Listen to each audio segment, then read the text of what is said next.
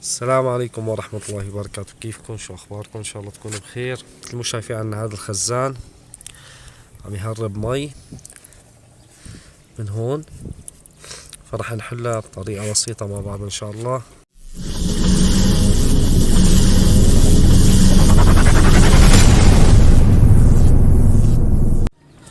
هلا مثل ما شايفين بعد ما فضيناه من المي، لأنه ما فينا نشتغل فيه إلا بيكون فاضي من المي. مثل ما شايفين عنا هذا الثقب هون أكبر واحد، فكل اللي علينا بالبداية نجيب سيفي نفركه بشكل كتير منيح. وشايفين نجيب ورقة أزاز أو ورقة حف، هنحطه بهالشكل. نتأكد إنه ما في وسخ أبدا مع هذا الشيء حتى يظهر الحديد معنا.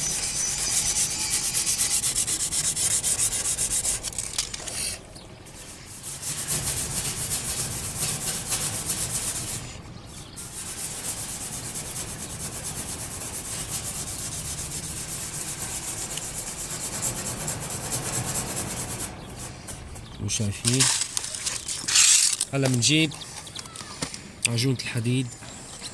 مو شايفين،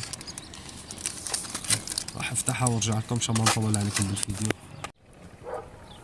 هلا مثل ما شايفين بعد ما فتحناها عندنا مثل ما شايفين عندنا عصارتين ونفس الكرتوني نحط عليها المواد ونخلطهم مع بعض. شايفين تيجي مسكرة بهالشكل. هذا الغطا هون بيجي له شايفين بزبوزي، فكل عليكم تعملوا هيك. مو شايفين فتحت معنا. تحطوا الكمية عقد الثقب، يعني مو شرط العصارة كلها، نحط الكمية اللي نحنا بحاجتها عشان ما نحط كتير. مو شايفين الشكل.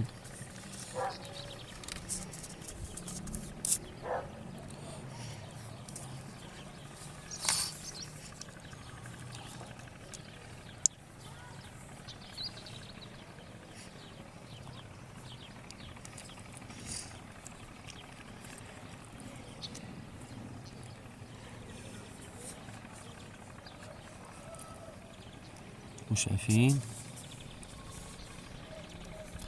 هلا نبلش نخلطهم مع بعض بشكل كتير منيح. هاي اهم خطوة، انه يتخلطوا مع بعض بشكل كتير منيح. رح خلطهم ونرجع لكم. مثل ما شايفين بعد ما خلطناهم بشكل منيح نجيب هالشكل، نكبس كبس، ما بنحطهم نحط، نكبسهم كبس بحيث يفوت شوي بالثقب بحيث يلتحم معنا بشكل منيح. وشايفين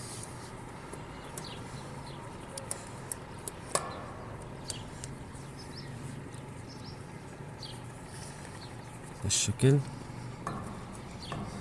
الأماكن اللي كانت عم تهرب كلها نمعجنها.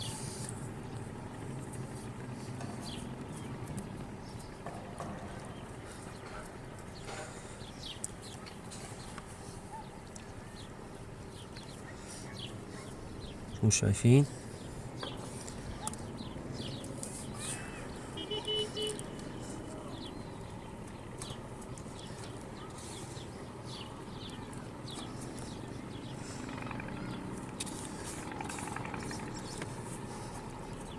مثل ما حكينا بنحاول نكبس قدر الإمكان بحيث المواد كلها تلتصق بالحديد بشكل نظامي.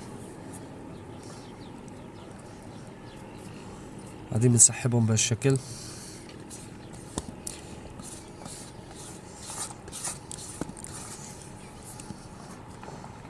وشايفين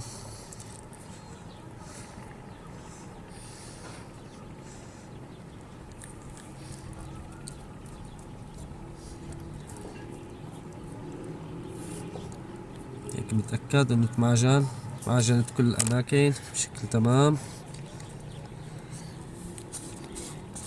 ما عندنا أي مشكلة.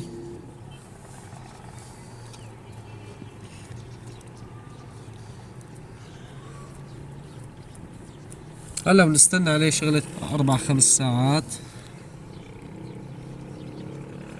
نستنى عليه شغلة 4-5 ساعات وبكون نشف. هيك ان شاء الله اموره تمام. صار فينا نعبيه مي بعد 4-5 ساعات ان شاء الله. وهلا مثل ما شايفين بعد ما نشف عنا معجون الحديد، مثل ما شايفين ما عاد نقط ولا نقطة مي ابدا. ملاحظين عبينا الخزان مي، ما عاد عنا اي تهريب ابدا. ان شاء الله يكون عجبكم الفيديو. اذا عجبكم لا تنسوا تعملوا لنا لايك، تشتركوا بالقناة وتفعلوا زر الجرس مشان يوصلكم كل جديد.